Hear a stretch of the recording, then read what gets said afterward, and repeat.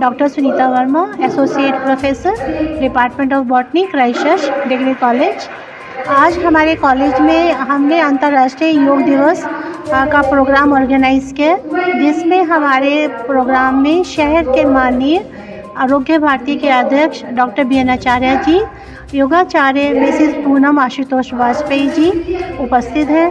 उन्होंने हमारे NSS volunteers को योग के बारे में बताया, क्योंकि योग ही वो क्रिया है जिससे कि हम निरोगी रह सकते हैं। और कहा जाता है कि स्वस्थ शरीर में ही स्वस्थ मस्तिष्क का निवास होता है। KKR Hospital situated near Christchurch Degree College, Kanpur, governed by Mr. Vikas Singh Agrahi, advanced facilities and trained staff.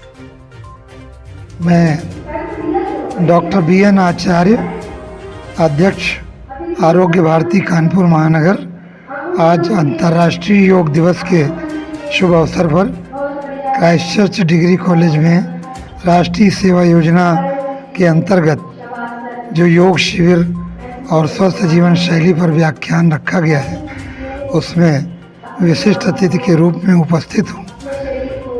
योग एक ऐसा माध्यम है जो शरीर को न केवल स्वस्थ रखता है बल्कि हमारी कार्य क्षमता को बढ़ाता है। आजकल जो जीवन शैली है और जो कार्य करने का ढंग है, लोगों का उठने सोने का ढंग है, उससे पित्त की अधिकता हो रही है और साथ ही साथ गैस की बहुत प्रॉब्लम हो रही है लोगों को, और उसका परिणाम होता है कि आगे चल के वो आर्थराइटिस बनती है और धीरे धीरे लोग पंगु हो जाते हैं।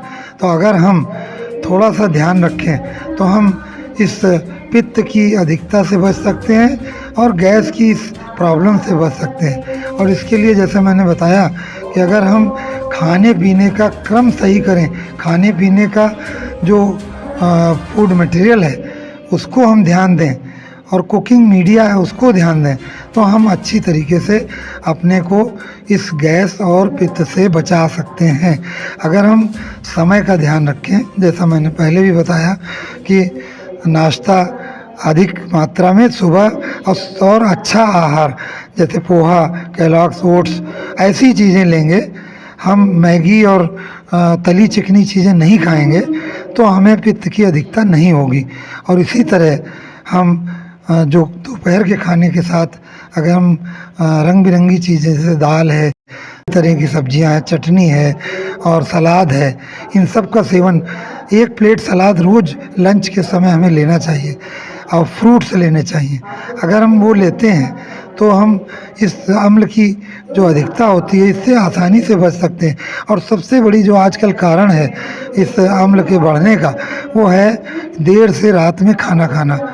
अगर हमें इस अम्लता से बचना है, गैस से बचना है, तो सोने से 3 घंटे पहले अवश्य खा लेना है।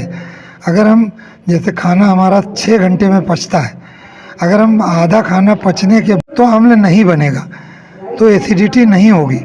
अगर हम 3 घंटे के पहले पहुंच गए, खाना खाया और सोने चले गए, तो निश्चित रूप से गैस बनेगी, एसिड बनेगा, हमारे सीने में जलन होगी, गले में पानी आएगा, खट्टा पानी आएगा और उससे तरह तरह की तकलीफ़ें होंगी।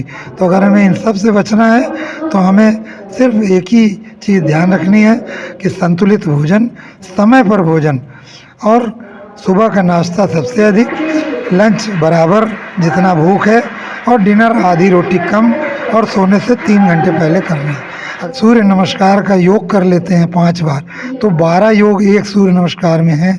और इस तरह 60 योग के आसन हम सुबह सुबह 5 बार में कर सकते हैं। ये खाना खाने के बाद आपको आसन करना है। अगर आपके पेट में गैस बनती है, सिर्फ कुछ नहीं करना, बैठना है। एक यही एक आसन है जिसमें आप भोजन करने के बाद अगर 5 मिनट भी इसमें बैठते हैं तो आपका भोजन बहुत अच्छे से डाइजेस्ट होगा, गैस की समस्या सब दूर होगी। ठीक है, कहिए बहुत सुंदर, धीरे धीरे, बहुत सुंदर। खाना खाने के बाद जो पानी पीता है पूरा हाथ ऊपर उठाओ, हमें दिख ही नहीं रहा है। हाँ, आज के बाद ये काम बिल्कुल ऊपर उठाइए। पता है हम ऐसे करते हैं तो ब्रह्मांड से एनर्जी मांग रहे हैं, एनर्जी बरस रही है, बट हमें लेना नहीं आता है। तो हमें ऐसे कभी कभी आप देखते होंगे मंदिर में जाके आप ऐसे करते होंगे ना। तो जब हम लेंगे तभी तो हमें मिलेगी। और ना लीजिए, सामने देखते जाइए। हाँ, खींचिए और खींचिए, खींचिए, एक पॉइंट पे फोकस कीजिए, स्लोली स्लोली जाओ।